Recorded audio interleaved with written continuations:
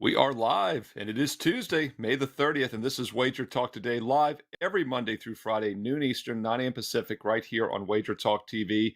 And of course, more importantly, archived 24/7 for your viewing pleasure on Wager Talk TV on YouTube. Don't forget also about your mobile devices. You can listen to the podcast version, the audio version on the go all day and night. I am Steve Merrill, filling in for the Prez. It is a Prez free zone this week and a bit into next week.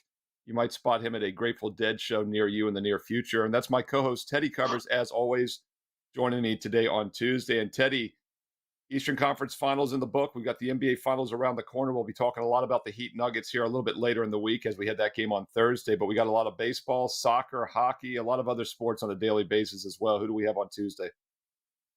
Yeah. Eastern Conference Finals in the books in the NBA, Western Conference Finals in the books in the NHL. Today's show, not going to focus on either of the two. We'll get plenty of Stanley Cup final and NBA final previews as the week goes on. That being said, today's show, we're going to start with Bryan Power, the $2 Tuesday handicapper over at WagerTalk.com. You can get his 5% play for just $2 today. He's 74% with his 5% plays since last December, 5-0 with his last five. No pressure, Brian. That being said, he's going to talk about the Guardians and the Orioles in MLB. He's going to talk some soccer, the FA Cup final, Manchester City versus Manchester United. Mark Zino will be making, I believe, his debut on Wager Talk today. He's a new handicapper over at sportsmemo.com. He's going to talk Angels and White Sox, Yankees and Mariners. In the BS segment, betting strategies today. Great question from Koom Tham. He's going to ask how we handicap MLB bullpens. That should be a good discussion with myself and Steve. And hopefully we'll have Dave Sharapan to close out the show. We haven't got a confirmation yet, but I think he's going to be here. That's setting it up for the Tuesday edition. Let's get right into it. Sounds good. And we'll bring on Bryan Power. And I talked to Bryan yesterday. We were on the NBA show at 4:15 Eastern. By the way, no NBA show today on Tuesday, but we will have one tomorrow on Wednesday, an advanced preview of the NBA Finals tomorrow on Wednesday. And then, of course, Thursday's show for game one. And then I'll be on Friday talking an advanced version for game two. So no NBA show today, but we have it the rest of the week, 4:15 Eastern. Of course, the baseball show every day, Monday through Friday at 2 p.m. Eastern here on Wager Talk TV. And speaking of baseball, Brian, you had a nice outright underdog winner on the Angels, plus $1.22 yesterday on Monday. So not a bad time to maybe pick up your $2 5% best bet for $2 Tuesday. And we'll talk a little bit more about that in a moment. But let's look at a free baseball play here on the show today as we head into the nighttime action. And let's talk Guardians and Orioles. What are you looking in this one? Yeah, great to be on, guys. Thanks for having me. Believe it or not, Baltimore is a team I am actually looking to fade right now. And that may be surprising to some, given that no team has been more profitable to bet on since the start of last season than have the Orioles. But the O's do have 4 more wins than expected based on their run differential. So right there's an argument that they've overachieved just a bit here in 2023. And we're already starting to see somewhat of a course correction, I guess, for lack of a better term. Orioles have dropped 3 of 4. All at home. And speaking of at home, Steve and Teddy, the most surprising thing with this Baltimore team, I think, this year is how much weaker they've been at the plate here at home.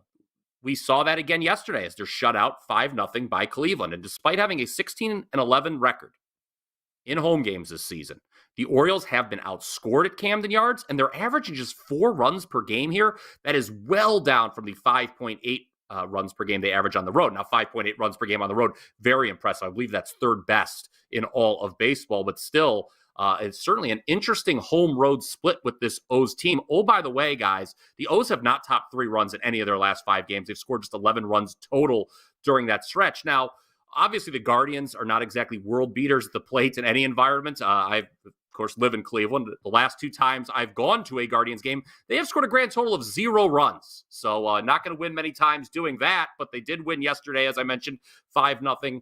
They've won 3 of 4 overall. I believe that goes back to the last time I saw them. And their pitching staff has been pretty solid during that 3-1 stretch. They've allowed only 8 runs. Cal Quantrill gets the starting nod this evening. He's pitched much better on the road than at home this season, a real departure from last year. Kyle Gibson going for Baltimore. I think he's in a sell high spot, easy for me to say. After the back-to-back quality outings he had at New York and Toronto, He's only 3-10 with a 5.559 ERA against Cleveland in 21 all-time appearances, 20 of those being starts. Teddy, I'm going to say give me the road team at the plus price as the Guardians make it 2 straight in Baltimore. So let me start with this. If I was playing the game, I'd be on the side that you were on. So I would not talk you out of a Cleveland bet today. That said, all right, when you look at the Guardians, you talk about Baltimore averaging only 4 runs per game at home. I just went back and looked. The Guardians' last 26 games, they've scored more than 4 runs exactly 3 times. Okay, so if Baltimore averages 4 runs, if Baltimore gets to 4 here, they're likely to win, or they're live to win against the Guardians team. And one of the 4 was the 5 runs they scored yesterday for Cleveland. How much do you worry about this Guardians offense? They just can't hit. They're not hitting it.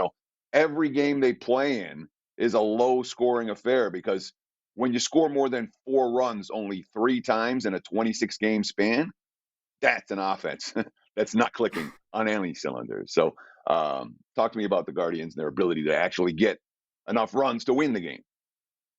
Yeah, it is a concern, Teddy. I mentioned I was at the game last week, a day game. You look up at the big scoreboard and they just have the batting average listed next to the players. I think there was like 1 player in the Guardians lineup hitting above 230. So yeah, they are not seeing the ball well at the plate right now whatsoever. There's a lot of pressure on Quantrill to deliver today, but I think he can. Like I said, Baltimore, not only are they only averaging 4 runs per game at home, they've been even more anemic as of late. Yes, I do not think the Guardians can win a slugfest. There's absolutely no doubt about that. But I don't think this is going to be a slugfest. I think it's another low-scoring affair. And right now, I kind of think these teams are maybe like 2 ships passing in the night a little bit, where the Guardians, some upward momentum, Baltimore trending downwards. You can't keep beating the odds makers, for 2 seasons, Teddy. I think Baltimore due to give some back at the betting window moving forward. Yeah, it's incredible what the Orioles have done. The last 2 years combined, they're up about 37 net units. As you mentioned, Brian, extremely strong. But don't forget, in 2021, they were the 3rd worst team in baseball. They were minus 27 units in 2021 alone. They've been plus 37 the last 2 years since. So obviously, they were undervalued after that terrible 2021. So the question becomes, when do they become a little overvalued? Bryan Power saying that might be here in the near future. So take a look at the dog tonight. Brian once again has a strong 5% MLB best bet for $2 Tuesday right now at at WagerTalk.com. 5-0 on his last 5. He's 74% with all 5% plays since December. So not a bad time to check out a 5% MLB best bet for just $2 because it's $2 Tuesday. Bryan Power, WagerTalk.com. And Brian, let's shift gears here a little bit to soccer. You'll be our soccer expert on Tuesday's show here. FA Cup final this Saturday. Manchester City, Manchester United. What are you looking at in this one?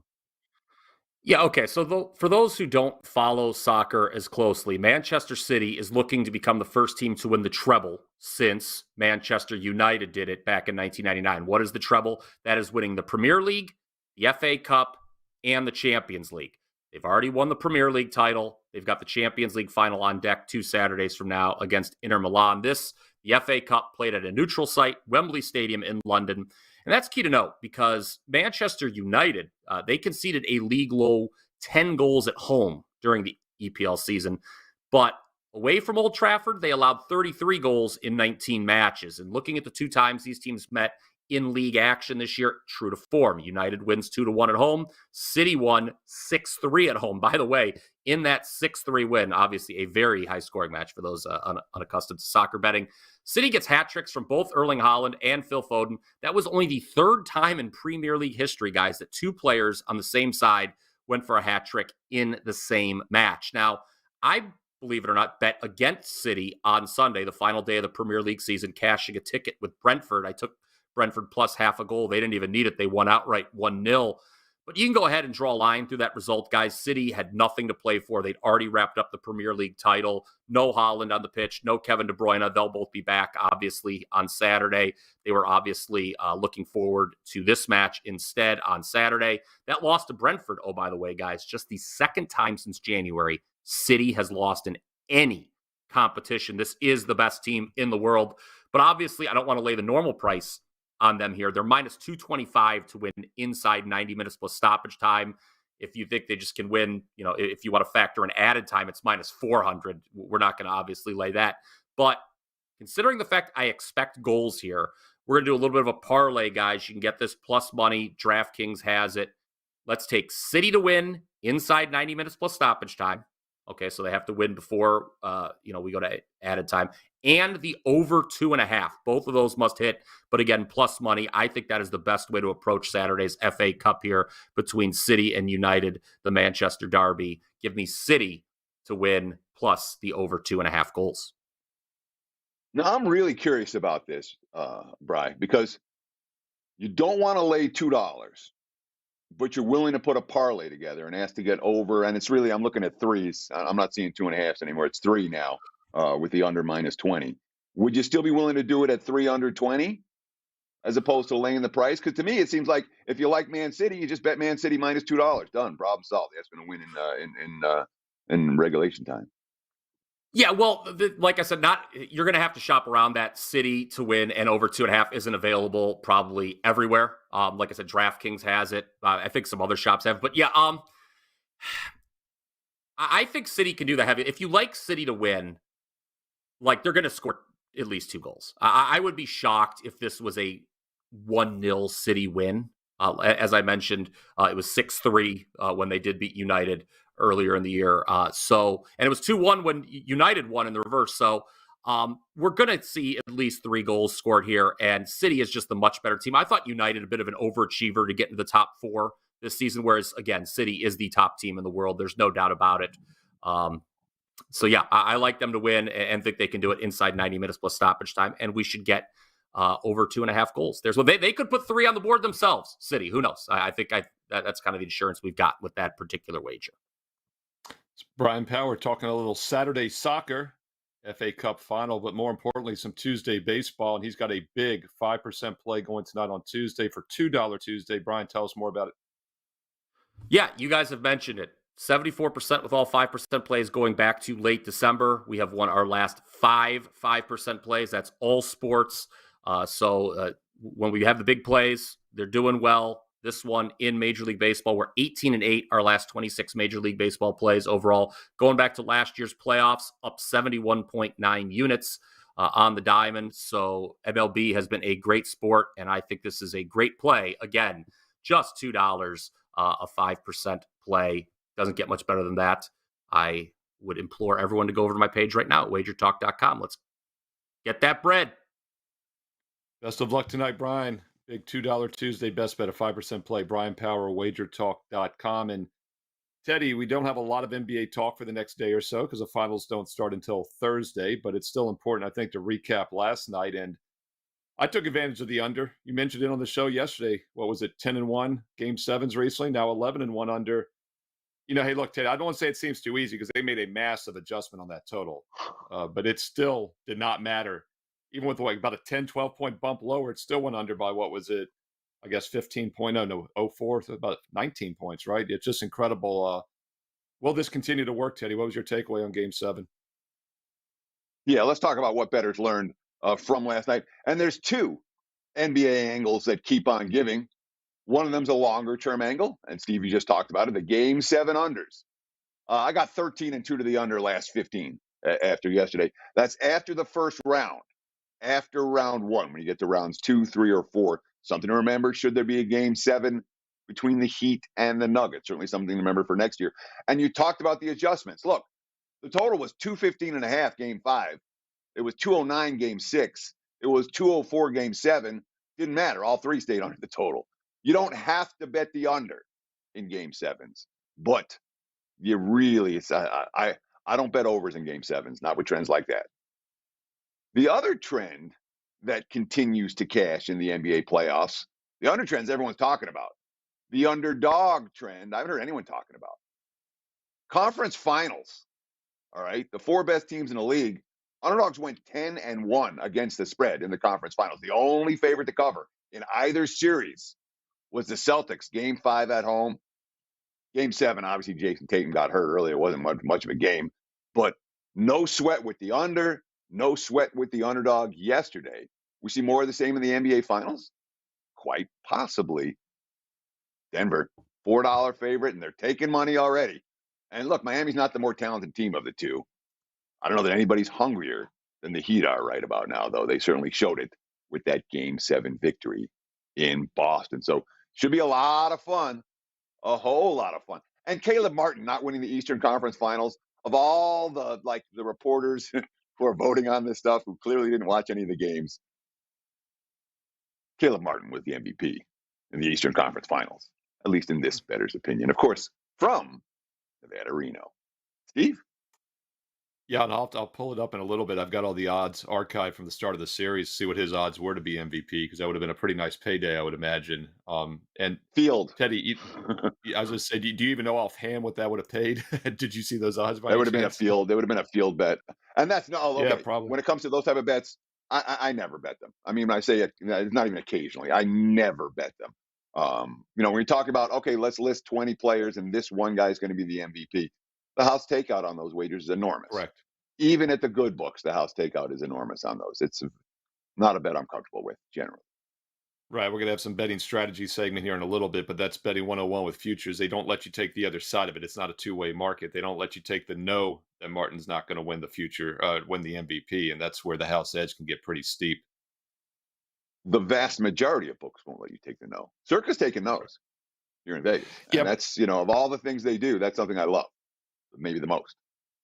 But real quick on that, the most is that they don't just limit winning bettors. Say that he was 100 to 1, and I'll check to see if I can find it. But say he was 100 to 1, the no is going to be like 1 to 500, or 1 to 300. So it's going to be a 200-cent line. So even then, there's a huge house edge built in as well. So it's very difficult to overcome that. By the way, Andre Iguodala, as you'll remember, was he about as high as 100 to 1 when he won the Finals MVP with Golden State. So it does happen, but it's not exactly a strategy. By the way, Nuggets 4 to 1, as you mentioned. Heat a little over 3 to 1 dog. Celtics were a 1 to 5 favorite. Heat were about 4 to 1.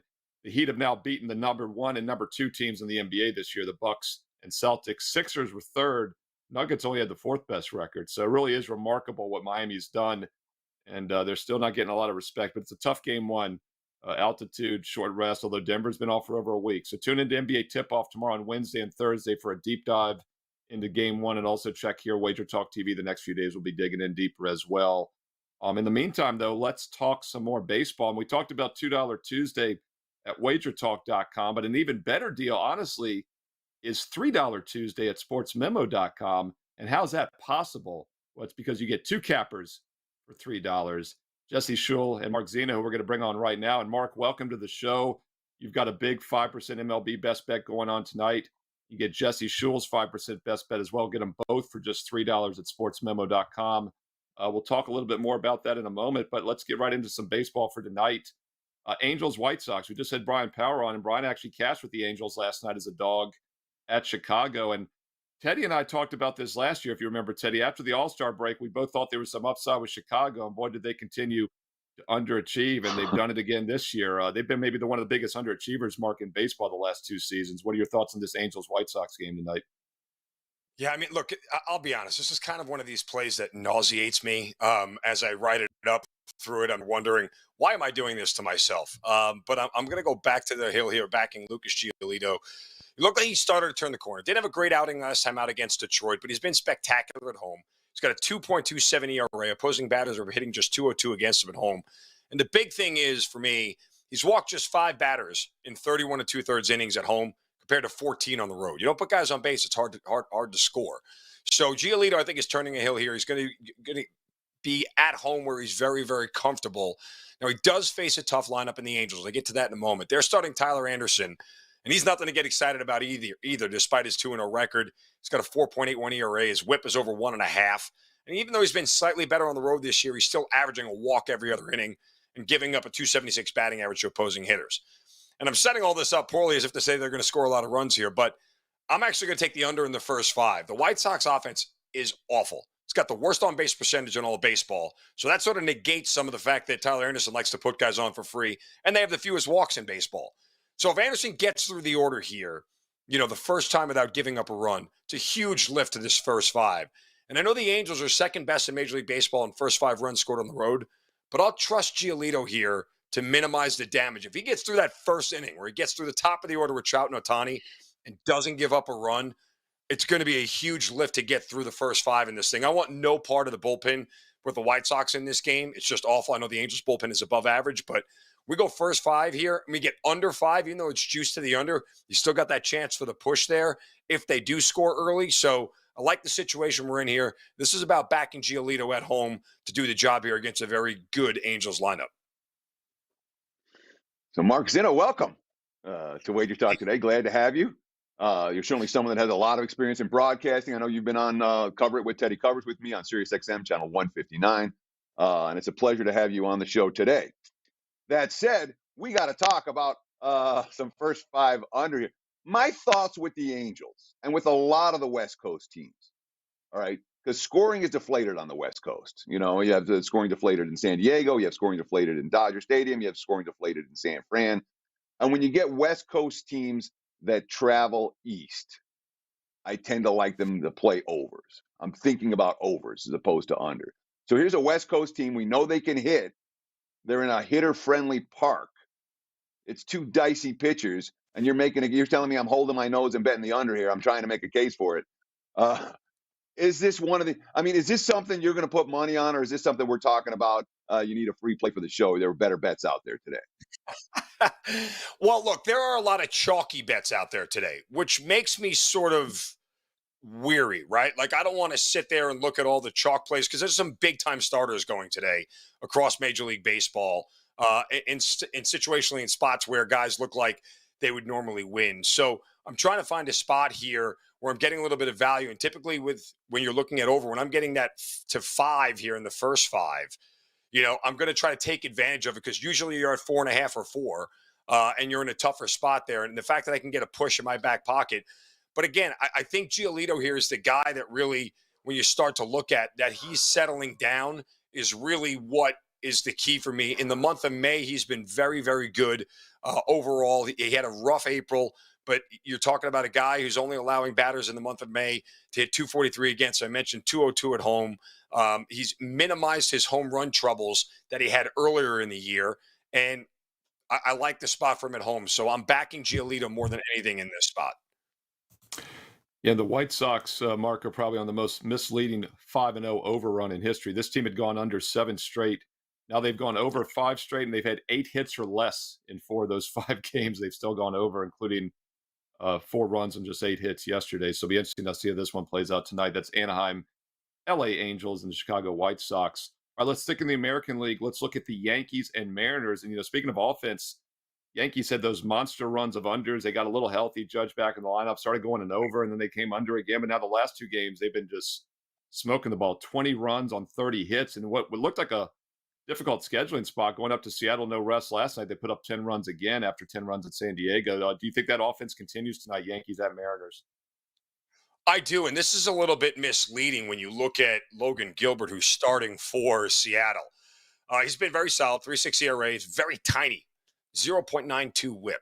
But look at the strange splits. If you look at overall, you look at Logan Gilbert and you say, well, what are opposing hitters doing against him? Oh, they're only batting 202 against him. He's been fantastic. Get this, guys.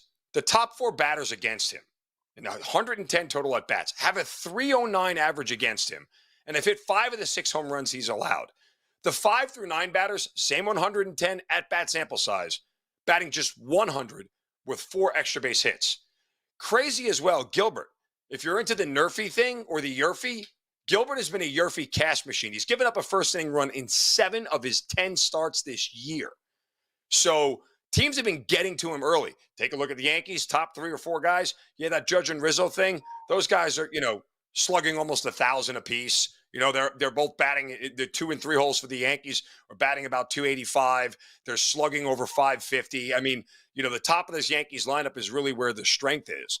Now, the Yankees start Nestor Cortez, and he's not so nasty anymore. ERA over 5, puts, 1.25 guys on per inning.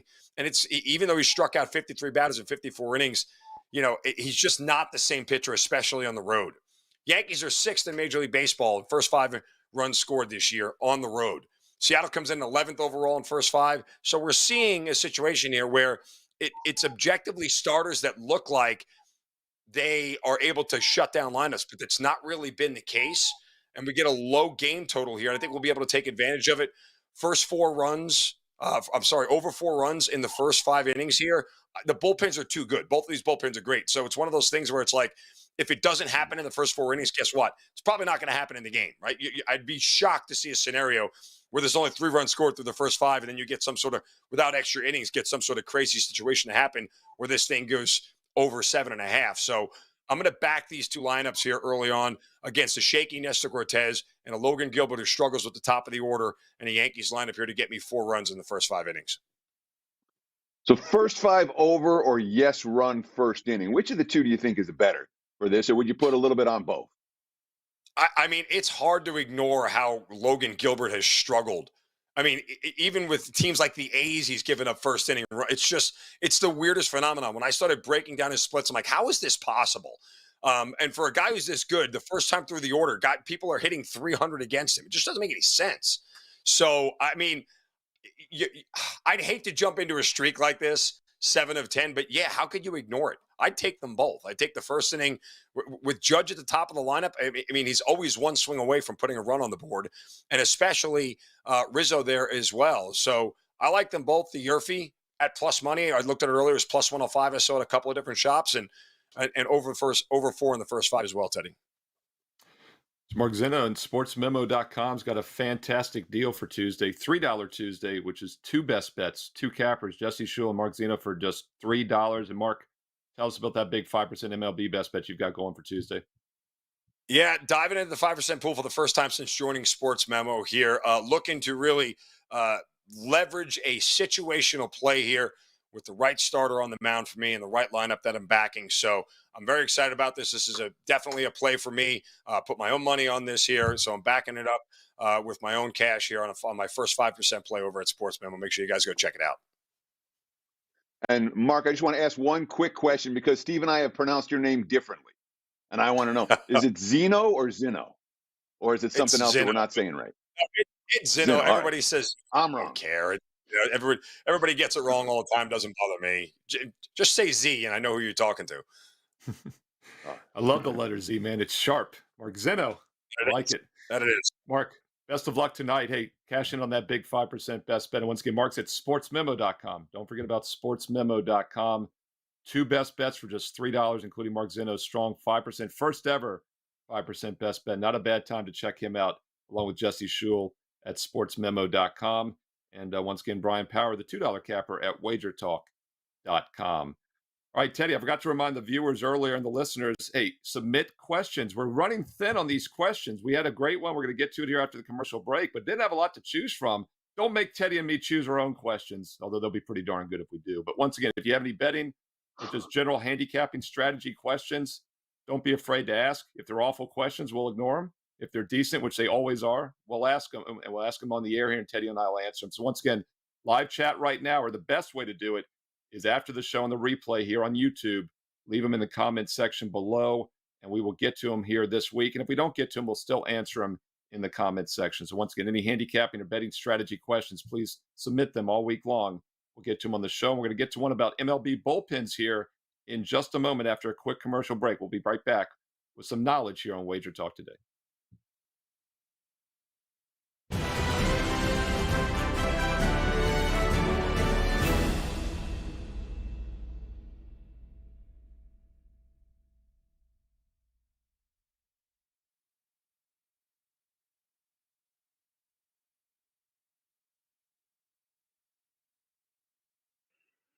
Tuesdays is known as $2 Tuesdays at WagerTalk.com and SportsMemo.com, where you can get the hottest handicappers, best bet, or daily package for only $2.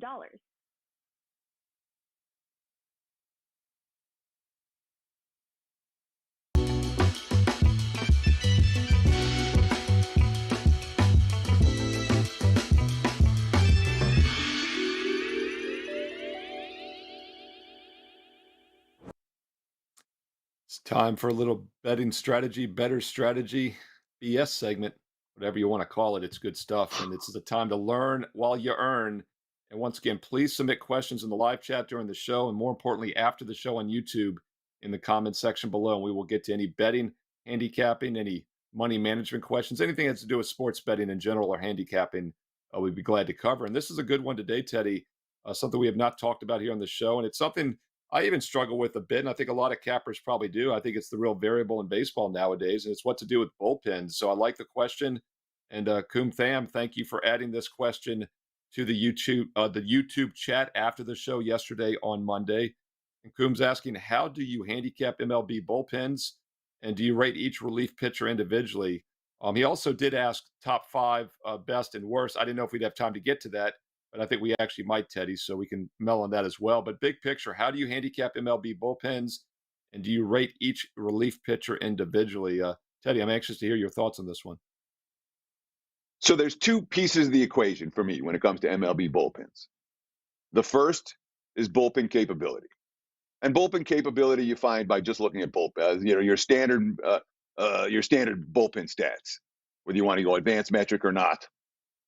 You can, your strikeout to walk ratio matters. Even your ERA matters for the overall bullpen. And by the end of April, you got a pretty decent idea which teams in general can get outs after the fifth and sixth inning and which team is going to struggle. And that's held fairly consistent this year. We haven't seen a great bullpen go awful for any extended period of time or an awful bullpen get great for any extended period of time. The overall aggregate bullpen stats are a decent indicator of how good the actual bullpens are. Then there's the usage rate of that bullpen. So you have the actual, the capabilities of the bullpen, and then the usage of the bullpen. And that's what I track the most. All right. Most teams have 2, 3, 4 key relievers. The guy, your setup guys, your closer, your key arms, 7th, 8th, 9th inning. As you go through box scores, as you watch baseball every night, you get a pretty good idea of who those guys are. Those are your key relievers on any given team. So if those guys as a group are struggling, if they've been overworked the last couple of days, if they're not going to be available tonight because they just went back-to-back games, big downgrade for the bullpen. So the bigger issue on any given day is usage rate. Who's gassed, who's got fresh arms and who doesn't. But that's only a piece of the overall, hey, this bullpen can actually get outs and this one can't. So you're using a little bit of the short term and a little bit of the long term. And that's how I handicap MLB bullpens. Steve? Yeah, I think ERA is a good, simple stat to look at. WHIP and ERA are probably good overall stats if you're looking at the team's abilities in general. One thing I want to point out, just look at last year's stats. The best bullpen in baseball, the Houston Astros, what did they do? They won the World Series. Second best bullpen last year, but this is by ERA, by the way, 2.8, Dodgers 2.9, Yankees 3.0, Braves 3.0. Those were the top four last year: Braves, Yankees, Dodgers, Astros. The worst team last year was the Rockies. Be careful with that because when half their games are in Coors Field, your ERA is going to be higher. Ideally, what I would like to look at, if you really could get the stats broken down and be have access to it, is road ERA, because that takes all the different type of ballparks into play. And this year, every team for the first time plays every other team. So I think road ERA is a good barometer to use. But something else to keep in mind, high-scoring games the night before always catch my attention because normally teams have to use 3, 4, 5 relievers sometimes when a game goes extra innings or it's high scoring. That also can fatigue the bullpen a little bit. But with that said, these guys go so few innings now. They throw so few pitches. For the most part, these guys can go 2 days in a row or 3 out of 4. I think a key reliever injury is something that gets overlooked a lot of times by the betting markets and the odds makers, at least initially.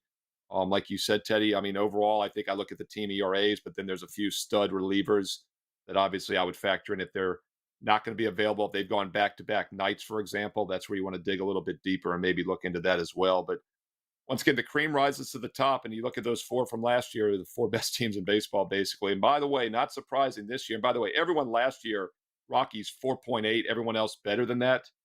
This year, the Oakland A's were 7.5. Now they're down to 6.4 ERA. That's how bad Oakland has been across the board. And the White Sox, who we talked about earlier, underachievers for a year and a half now. They have the second worst ERA in baseball with bullpens, 5.1. Royals are third. So once again, not a surprise. Bad teams are at the bottom. Yankees, Guardians, and Orioles, and then Astros are fourth this year. So it's not a coincidence that the best teams and the worst teams rank top and bottom on ERA. And it's something that's really changed, Teddy. When you and I started, guys used to go 6, 7 innings on a minimum. Now they go 5 or 6 innings on a maximum. So the bullpen is more important than ever. But of course, Teddy, we have access to first 5 betting more than we used to have as well. We sure do. Let's see what Dave Sharapan thinks about it. Dave, getting ready to join us because he's a guy who certainly knows something about bullpens from his days behind the counter. Is he ready to go? Can we bring Dave in? Gentlemen, how do you handicap bullpens? Dave Sharapan. When it comes to handicapping bullpens, any advice? We just had a question, betting strategy question. And do you track the bullpens as a whole? Do you track the individual relievers? If you're trying to make sense of beating bullpens on a daily basis, what would you do? I think you have to take the individual. I mean, I've always said closers are a bit overrated as far as evaluating what you're doing. I mean, and baseball has gotten away from it a little bit. I think you have to evaluate them as a whole. I don't do individuals. Everything is more as a whole. So everybody does it different. I don't know. That's a tough question to kind of, come up with one. Sports betting is so. Welcome to the show. Yeah, right. Like it's so hard to try to explain how you can explain how you do it, but it may not necessarily work for one other person.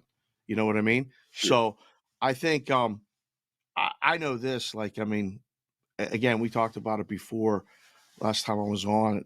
The books don't do it as much as you probably think. So I don't know if you should individually break down individual pitchers. There's people that will do that for you. Take it as a whole. Well, that's more important. Yeah, Dave, I want to ask you real quick along that line. I've said this for a while now that with starters going less than ever, bullpens, even when you have a good bullpen ERA, it's still random who the middle reliever might be that game because, like you said, closers mean less.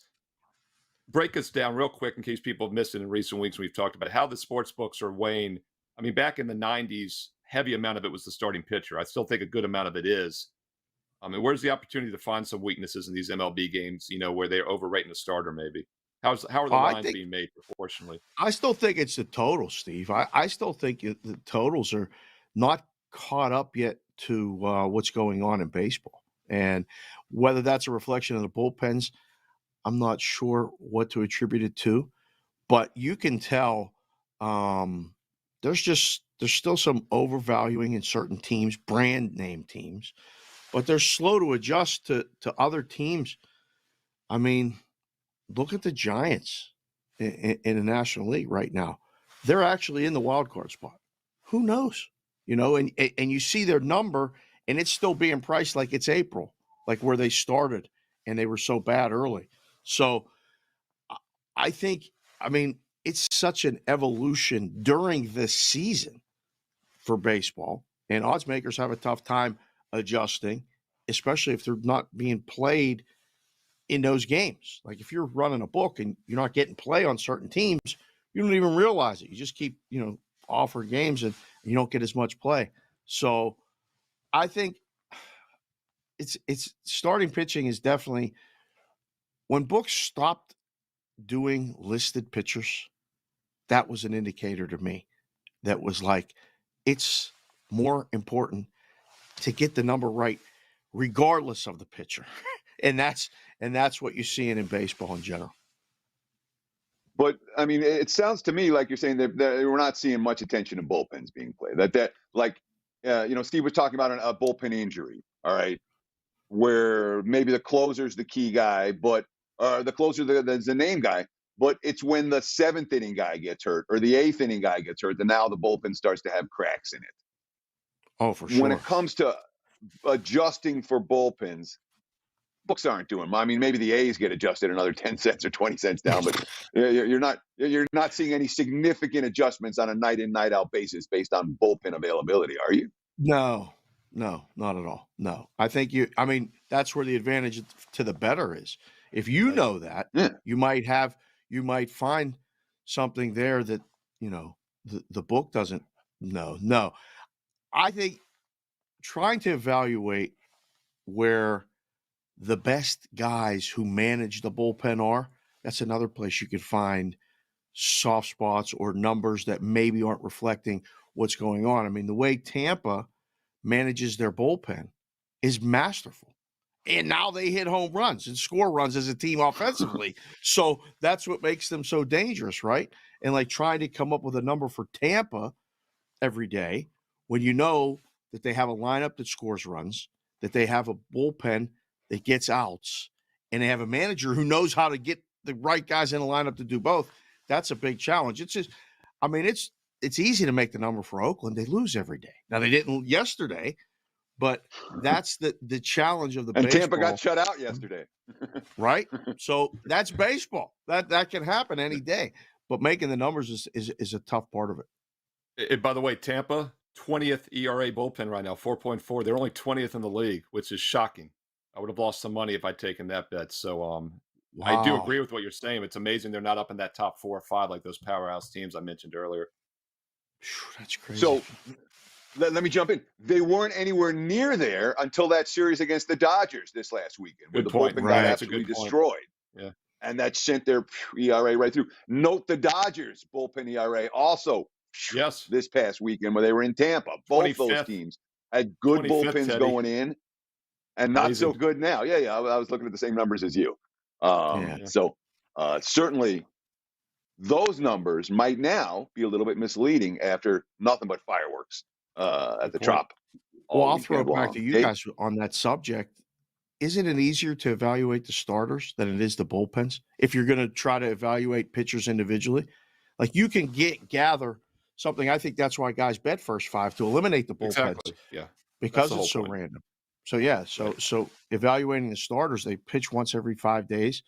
They don't pitch more than 6 innings. You're absolutely right. It's rare to see a starter go into the 7th or 8th. I was at games this weekend and they jumped the starters out early of games that looked like they were pitching great. It's a different game now, guys. It's a different game. Let's talk some NBA or NHL. Let's start with NHL. Obviously, you're excited with your Vegas Golden Knights reaching the Stanley Cup final for the second time in the last 5 years, taking on the, what are they, the Florida something or others? Florida Panthers. Good job. I'm Miami kidding. Panthers, I'm Florida joking. Panthers, Joe Ranieri Panthers. Yeah. What are we seeing for the early action for the NHL Stanley Cup final? How do you see the series progressing? It's interesting because the future exposure might come into play here. It might be one of those ones where, you see a little bit, maybe extra on the price on the Knights here on a local team. And, it might be a little bit higher than you might see nationally or globally and stuff offshore. I can't wait to watch it. I think it's going to be a hell of a series. I really, really do. The Knights are playing as well as I think I've ever seen them play since they've been here. Second time in 6 years that they've been to the Stanley Cup Finals. For those of you in established hockey markets, I'm not apologizing. I feel bad for you that you've had teams for this long and we get to go to the finals twice. You said, was I excited about it? I am excited about it, but I'm not excited about trying to get tickets to the Stanley Cup because the kids asked me last night, Daddy, we've been on kind of a whirlwind right now in the past week, rolling, going to games and doing all this stuff. They're like, are you getting tickets to the game? I said, I don't think so. The prices are absurd. What's going on in Vegas? So I don't think I'm going to be able to do it. But if anybody wants to reach out at Sports Beat Cake and Sig and help me get me and my kids in, that would be awesome. It might be one of those series, Teddy, that you bet the under every game. And if it goes for 5, 6, or 7 games, you'll probably go like 4-1, 5-1. There's going to be a random game that probably goes over, but this is going to be a tight series. Every game's going to go under. So Dave, you think the ticket prices are more than when they played the Capitals? My Washington Capitals? I mean, I can't imagine there's many Panther fans flying out to Vegas. I think you're right, but That was the inaugural season, right? Yeah, it was, and the Caps were not a great draw. I'm not saying it. Yeah, and I don't it's think. like, And the Panthers probably aren't either, though, right? Yeah, Panthers probably are not going to be a great draw. I don't think we got to worry about too many visitors getting in the building, but the locals are all caught up in this. This is Theodore can attest to this. Everywhere you go, somebody's wearing a Knight something, and everywhere you go, they have the license plate, they have this, they have that. So It's nuts, man. It's fun. Nothing better than Yeah, and the they've had a few Stanley years Cup to become Finals in June. diehard fans. Yeah, they've Yeah. all said multiple years now to become fans. And also inflation. Don't forget about inflation. Hey, speaking of wearing Oh, nice. merchandise, I thought you had a Tampa Bay Buck hat on because Brady's going to come No. play for your Raiders, but then I realized it was Heat. Yeah. So you got the Joe Ranieri collection on. I see you got the care package. I do. Do the Heat The have a whole thing. chance? We talked about it earlier. They're over a 3-1 dog. Of course, they were a 4-1 dog against Boston. They were a 9-1, 8-1, 9-1 dog against Milwaukee. So their chances are getting better every round. Give us some intake on the NBA Finals and what's going on with that. Any liability, any future liability with Miami? Look at you. You're ready to go, Curly. Oh, yeah. No, we're not messing around. Every time we talk about basketball, we only got the finals left. I was with Ski last night at dinner down at the Westgate. We were talking about this. It's unbelievable to me that this series price is so heavily weighted to the Nuggets. It really seems like it's just overpriced is one word. I don't know if it's wrong. Why can't Miami beat Denver? I just don't know why. Listen, Denver's awesome, and I'm kind of rooting for them just to get their fans to stop talking about how great of a team they are and how much Joker is the MVP and everything else, okay? But are you watching what's going on with the Heat? I think they're a live dog. The line is 8.5 again. Now, it was 8.5 last night, and they won a Game 7 on the road, which teams don't do. You go back in history, I'm sure Ralph can find it, how many times a road team won Game 7 in the NBA Eastern Conference or Western Conference Finals or the NBA Championship. 22%, It's not very often. Yeah. So, I don't know, boys. I think the Heat are live in the series. A lot of people are complaining it's Denver and Miami. Nobody's going to watch it. It's the NBA Finals. You're going to watch it. If you're not watching it, you're probably not a basketball fan, because I think the games are going to be competitive. I think the games will be competitive. Sure. Like the NBA taking heat because it's Denver versus Miami. It's not like they're tiny markets. It's not like when the NFL gets two crappy teams in or two smaller markets in, and the Super Bowl between the Tampa Bay Bucks and whoever, the Denver Broncos. That's it's like, settle down. You have the two best teams right now playing for a title. I'm with you. I'm a little bit surprised. I can't say I'm surprised because Miami's been undervalued the whole postseason, and that hasn't changed. And Denver is the better of these two teams on paper. But when it comes to heart, Miami's certainly shown it. Dave, I got to say, the picture I saw of you on Twitter, you can follow Dave Sharapan on Twitter at SportsBKConsig, Sportsbook Consigliere, at SportsBKConsig on Twitter. The picture of you and your wife from, what was that, the 80s or the 90s when you got engaged and you in that nice Hawaiian shirt? 19 years ago. It made my day. So that was the 2000s? That was not last century? That was this century?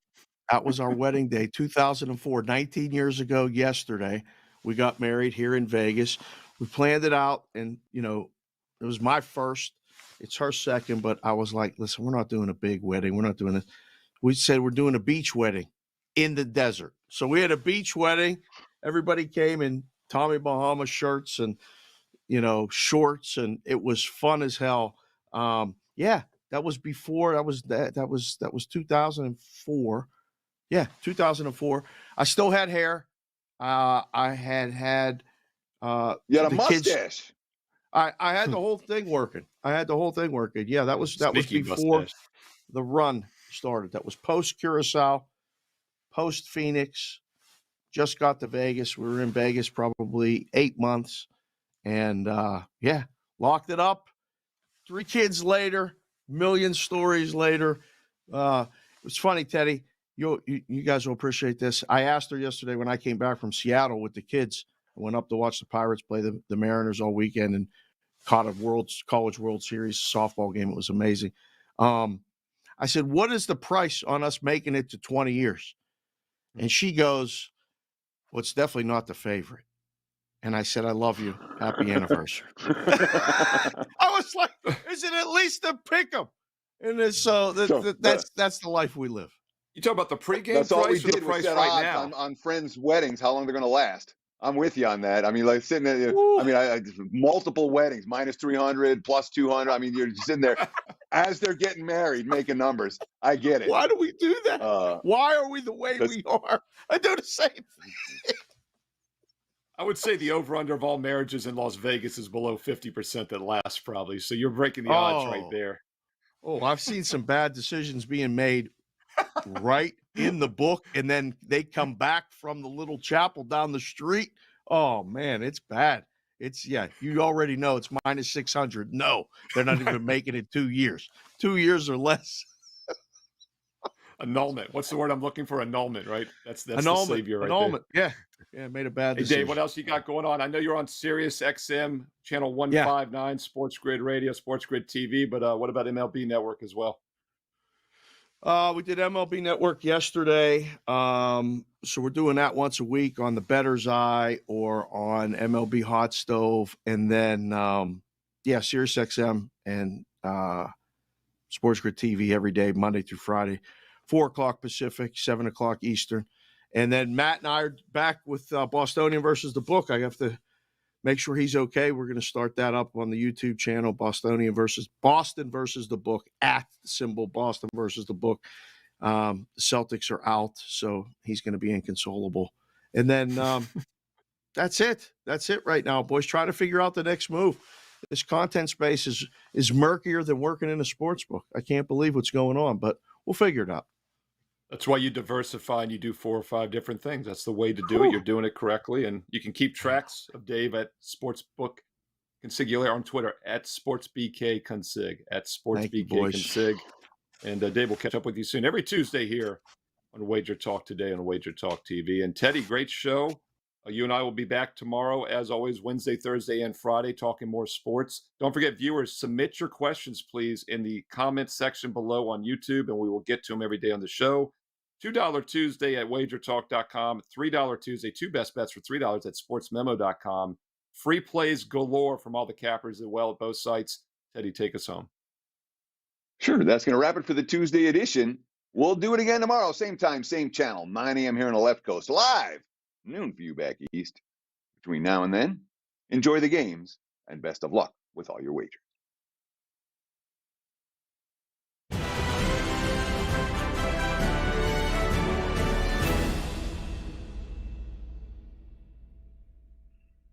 Tuesdays is known as $2 Tuesdays at WagerTalk.com and SportsMemo.com, where you can get the hottest handicappers, best bet, or daily package for only $2.